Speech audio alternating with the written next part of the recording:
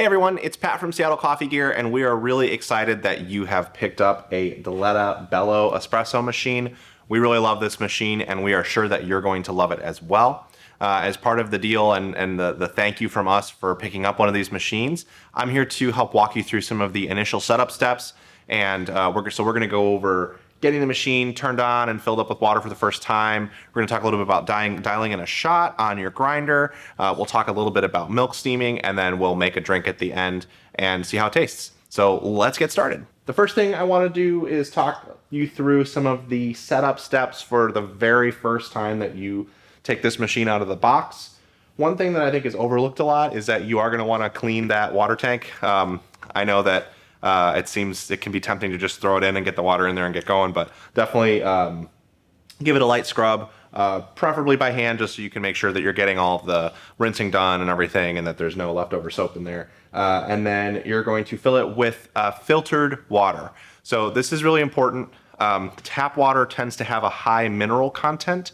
So there's a good chance that you know this already if you're purchasing a higher end machine like this, but in case you don't, tap water will cause limescale buildup in the machine a lot faster than filtered water. We don't want that because that means you're going to have to descale the machine more frequently. And with an E61 group head machine like this, that generally means taking it to a technician. So if you use filtered water, you can keep the needed descalings down to maybe once a year, maybe even stretch it a little further depending on how much you use the machine.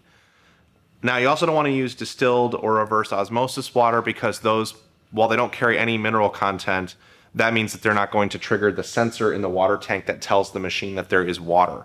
So it won't even fill the boiler with that kind of water because it's not going to understand that there's no water there. You can use some distilled water with a splash of mineral water to trigger the sensor, or of filtered water, so that it triggers the sensor. But I also personally feel that filtered water creates the best taste for your espresso. That mineral content, while it can damage the machine over time, and you do have to do the descaling, or I should say it can damage the machine if you don't descale it, it also adds flavor to your drinks. And that's true of kind of whatever drink you're making, even if it's not a coffee drink. So I think the best solution is just use some filtered water, and then you can stretch your descalings out and you get the best possible taste, and the machine will run really great. So with all that in mind, you're gonna fill up the tank with your fresh water, your fresh filtered water, and then flip the machine on. It's going to take a few minutes for the boiler to fill for the first time because it needs to pull water in from the tank to fill up the boiler to start the heating process and get the water in the machine up to temperature. In the future, since it'll have water sitting in the boiler even while it's off, you won't have to wait necessarily for that time for it to refill, but it is going to run for a few minutes the first time that you turn it on and the first time that you have water in it. It's also worth noting here too that it's a good idea to drain the boiler by getting all the water out through flipping on the switch and everything, and getting it nice and dry before you store it for any extended period of time. As long as you're using it relatively regularly, even like every few days or once a week, you're in good shape to just leave it set with water in the boiler, because when it flips on, it'll heat the water up and everything. But if you are going to store it for an extended period of time or travel with it, then you'll probably want to drain the boiler. So once you've got the boiler filled, it's going to start the heating process. That process is going to take a little bit of time to come up to temperature from room temperature. So one of the benefits of an E61 machine like this is it actually runs hot water down through the group head to help heat up the group head and help heat up the portafilter, which should stay engaged anytime anytime you're not pulling the grounds or purging the portafilter. Just leave it in the machine. If it sticks out and that's a problem, you can take it out, but make sure that you have it in there whenever the machine is on, because you want the portafilter to heat up too. So what that means then is that since everything's hot, water's going to come through and come into the portafilter and through your espresso puck, and it's going to stay a consistent temperature until it leaves the spouts here. That means that you're going to get consistent brewing and you're going to get the best flavor in your espresso. The thing that you need to make sure of is that you're giving the machine enough time to heat all of these components and heat the portafilter up. It can take just a few minutes for the boiler to heat up, but it has to heat up the rest of the machine first before you can really start pulling shots. So we say for this machine around a 15-minute heat up time, but depending on the ambient temperature of the room that you're in, it could take more time than that. When I set this up in here today, It's a little bit chilly outside, and it took more like 20 minutes for everything to get fully heated up. If you live in a colder climate, it might take anywhere from 20 minutes to a half hour. If it's already warm out, it might take a few minutes less. But the way you can kind of tell if it's ready to go is if you kind of put your hand close to this and you can feel the heat coming off of it, then that means it's pretty hot. You want to be really careful with the E61 group head because it gets quite hot. So it's not going to be comfortable to touch when it's up to temperature, and you can burn yourself if you touch it for too long. So be really careful about that, but definitely you can put your hand over it, feel the heat coming off of it, and then you know that you're in good shape to start working with the machine. So with all that in mind, let's talk a little bit about grinders. We're going to be using a Eureka Minion Note espresso grinder today. This is a really affordable, pretty simple to use grinder that has a stepless grind adjust on it. So we're gonna have to do a process called dialing in the shot of coffee that we're gonna use. I'm using our Crew Brew blend, which we did as a collaboration with Tony's Coffee. It's a really good roast if you're just getting into using a semi-automatic espresso machine. We also have a roast called Dialed In from Camber, another really good one to practice dialing in with. But really any kind of medium blend roast, you're gonna have a better and easier time with than if you go for something that's really bright or a single origin. And personally, I think you're gonna have a better time than if you go for a darker roast too, because you're gonna get more of the flavor of the coffee. So you're gonna really feel the process of dialing in and how it affects the flavor. So what dialing in is getting our grinder to the right setting to pull a shot that's about 20 to 30 seconds. I usually aim for right around 25 seconds if I can.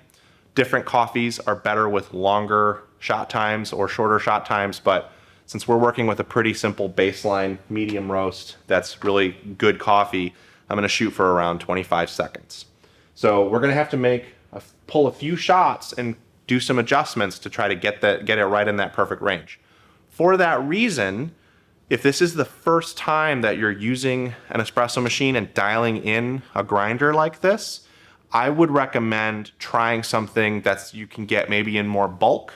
A medium roast would still be the way to go, but a larger bag of something like Lavazza or even a less expensive coffee, not that those aren't great coffees, but you're going to be going through a lot of coffee as you learn to dial in. It's gonna seem like you're wasting a lot of coffee. So something that is a little less expensive might feel better at first. You can even go with something that's a sort of medium roast that's really affordable as you dial in, and then swap it that'll get you really close, and then you can swap it for a specialty coffee, and then you shouldn't need to make too big of adjustments as long as it's a coffee with a similar roast profile. So with all of that in mind, we're gonna start the process of dialing this machine in. I've got a scale here. I'm gonna be using the 14 gram double shot basket. So it's a shorter Italian style double shot. So we're gonna do 14 grams in and then 28 grams out, which is just about an ounce. So I'm gonna use my ounce marker on my shot glass to do the dialing in. So an important thing is to weigh your input. So get this scale tiered out because we want to make sure that we're using a consistent amount of coffee going into the machine. So I'm not really sure what this is set at. I haven't tried pulling any shots with it yet today, so we'll see how it goes.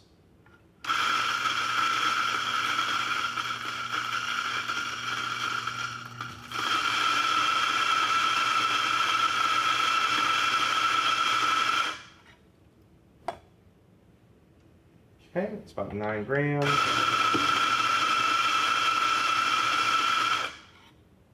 You'll probably make a bit of a mess the first time that you go through this process. All right, so that's just about a little over 14 grams.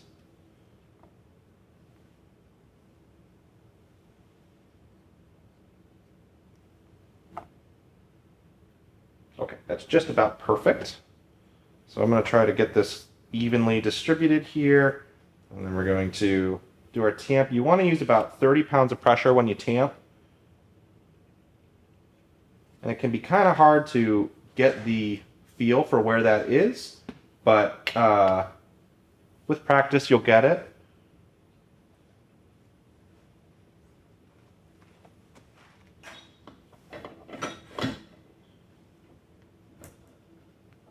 Important, remember to be careful where you touch as you're locking the portafilter into place. You don't want to grab the group head, or you can get a burn from that. I have done it to myself before, so speaking from experience. So I'm going to go ahead and time this shot. We're looking again for about 25 seconds.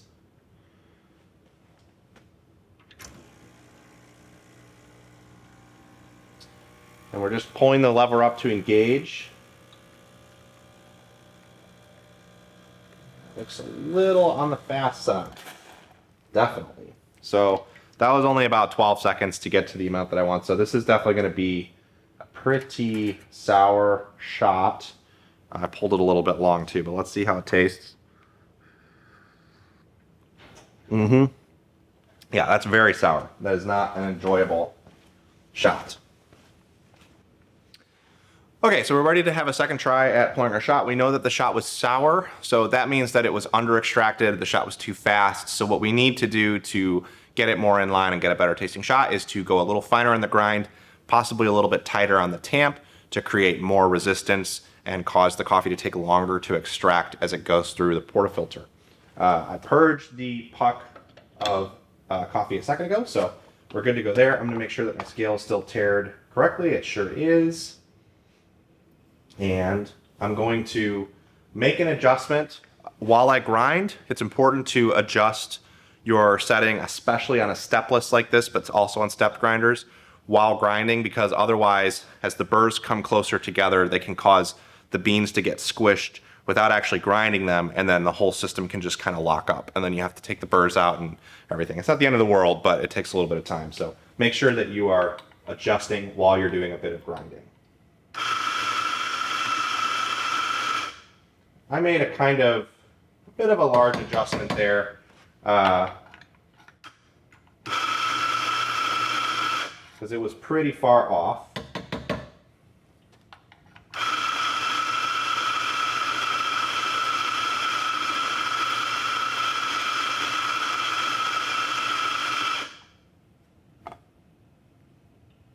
Okay, it's 11.3.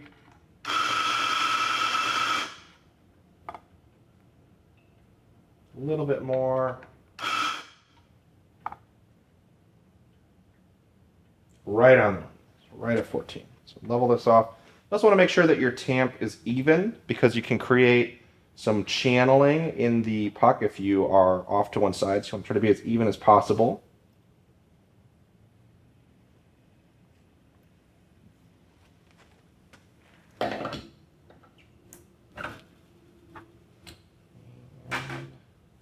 Just going to give this just a little rinse.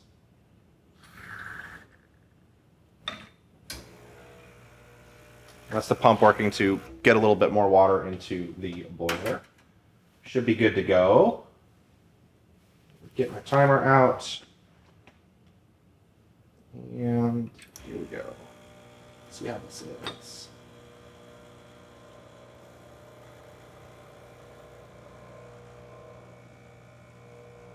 That looks much better already.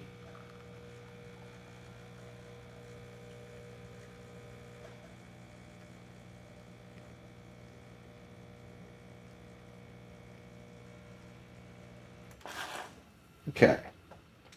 So let's see. This is a little bit of a longer shot with a little bit more water through, but it looked really good. So I decided to give it a little bit of a longer pull so we can see how it tastes.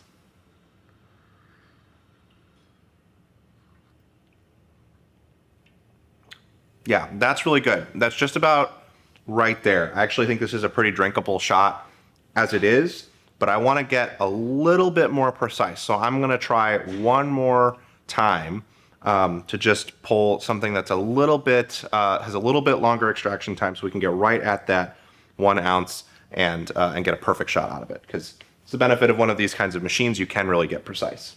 So, I'm going to remove the portafilter. I'm going to eject the puck here and give it a little wipe down.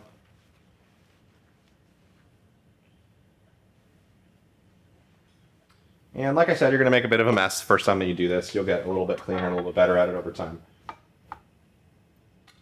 So we're going to just adjust just a tiny bit finer here. Very small adjustments. I'm going to try to stay as consistent as I can with my tamp.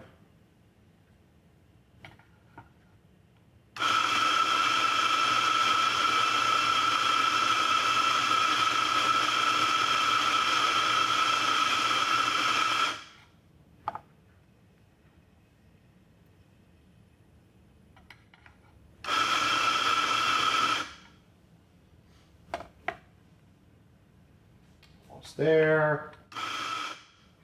A little bit over that time. Okay, that is perfect. Giving the portafilter a bit of a tap here to try to level off the grounds a bit. Gotta be careful because it's hot.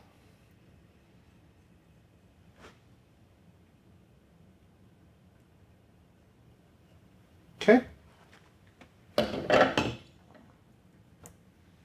I would probably drink the shot normally, but I'm going to toss it real quick so that we can get moving. Okay, so I'm thinking that third time's going to be the charm on this one. I'm going to set my timer up one more time.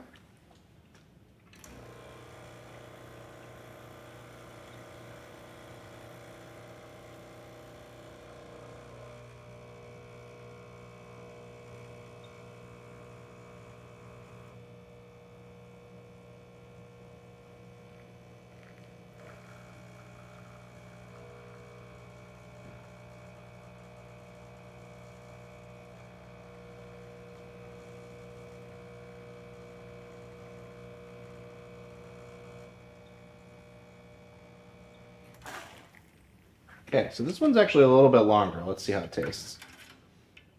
Might have corrected a little bit too much, but it also could be that this is perfect.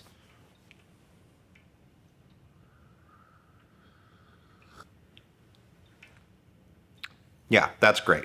So this is a case where we're right around 30 seconds with this one, and it tastes perfect. This is exactly what I'm looking for from this coffee. So we're gonna go ahead and get into some steaming now because we've got everything dialed in from a grinder perspective. So we'll be back in just a second. I'm gonna get some milk and a frothing pitcher, and we'll talk a little bit about steaming. All right, so I've got my pitcher of milk. One thing to keep in mind is that you're gonna get your best results if you've got nice and cold milk that's right out of the refrigerator, and with a nice cold pitcher as well. So some people actually will like to put the pitcher in the refrigerator with the milk so that they get to the same temperature. Cold milk just steams better, and you can't really redo it. So make sure that you are not overfilling your pitcher with milk. The exact amount you need is going to depend on the size of the drink that you're making. But keep in mind that you're going to be creating foam and incorporating air into the milk, so it's going to expand. So you probably don't need as much milk as you might think you need off the bat. I usually like to use the bottom of the spout on the portafilter pitcher or on the milk pitcher as the place that I pour to from the milk. So I'm going to start this steaming process out by just giving the steam wand a quick purge. What that's going to do is work out any condensation that's built up in the steam tip. Totally safe for the machine, but that way you're not blowing a bunch of extra water into your milk as you steam it. And we're going to put the steam wand into the milk. Some people like to rest it on the spout like this. It's going to be a little bit hard to see, but essentially what we're going to want to do is start by plunging the wand in all the way, and then we're going to bring it up a little bit to the surface of the milk and start incorporating air into the surface of the milk to create that microfoam. And we're going to draw it down a little bit as we go. And then once we've got enough foam, we're going to plunge it back in again to bring it up to the rest of the way to the temperature. You can use a thermometer for temperature. What I like to do is just feel. And when it's a little bit too hot for me to touch, that's how I know that I've gotten to the right milk temp. So let's try that.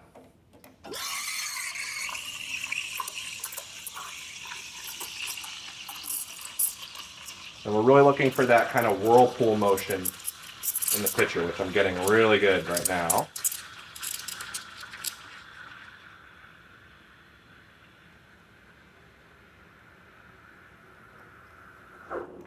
Okay.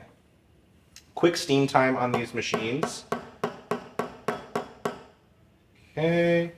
I'm going to make sure right away to wipe it down This is really important. You need to wipe it down right away, and then anytime you're done steaming, you need to purge the wand by opening it a little bit and purging out any leftover milk. If you do not purge the wand, you need to be careful while you do it, you don't burn yourself, but if you do not purge the wand, then what you'll have happen is, as it cools down, it'll pull milk that's in the tip back up into the boiler, and then it can ruin the boiler, and to the extent that you would need to replace the boiler. So I'm going to swirl it around a little bit, try to incorporate some of that foam. We're looking for something like a wet paint texture. My milk here is maybe a little bit on the foamy side, but it would still make a really great cappuccino. You can see a little bit in there. So now that you've seen how we're steaming the milk, let's put it all together. One of the great things about this machine is that you can brew and steam at the same time because it's a heat exchanger machine. So I'm going to reset, and then we're going to do the whole process so you can see a drink from start to finish now that we've got everything locked in place. Okay, so we are back and ready to make our full drink. One of the first things that we're gonna do is when the machine has been sitting on like this, it is a good idea to take the portafilter out for a second and just run some water through. What this is gonna do is it's going to help to bring the temperature of everything back down to brew temperature. If it sits, as it's pulling water through the heat exchanger, it's actually going to be heating it up to the steam temp, so it comes back through the boiler. And so when you've had it sit like this for a while, there can be a little bit of temperature instability within the boiler. So just purging like that gives everything a chance to settle back down to the correct temperatures so that we can do both our brewing and our steaming at the same time. We didn't need to do that earlier because we were just pulling shots one after another. So I'm gonna get my shot set up here.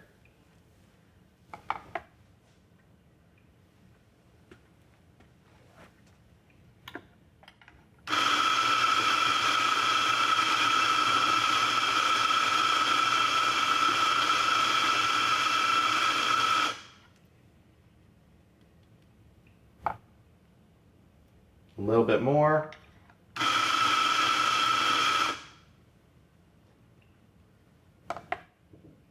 Perfect. Okay. So I've got it pretty well distributed here.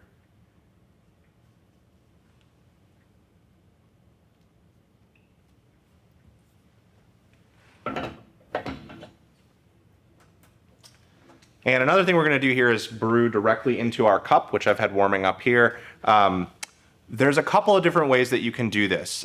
When you make drinks, if you prefer, you can brew into a measuring glass like this and then transfer the shot to your cup.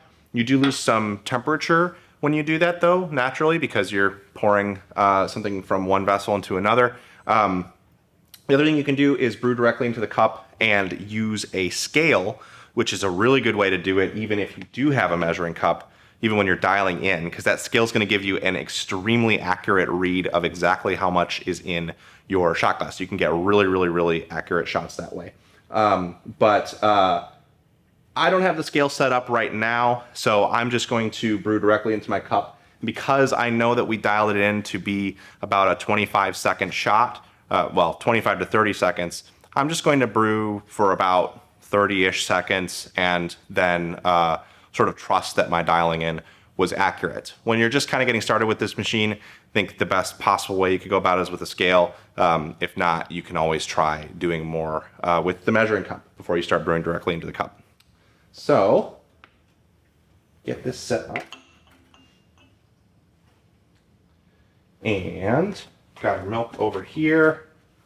So I'm going to set up my timer here. And we're going to start pulling the shot. And I'm going to start my steaming.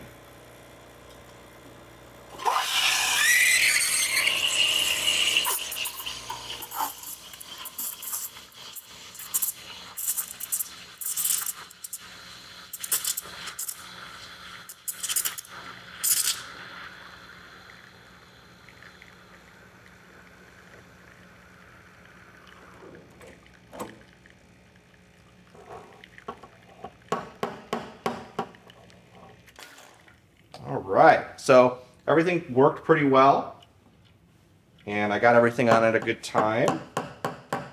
Just gonna get my foam incorporated a little bit here, and pour ourselves our drink. I am no latte art professional, or I would give you some great latte art, but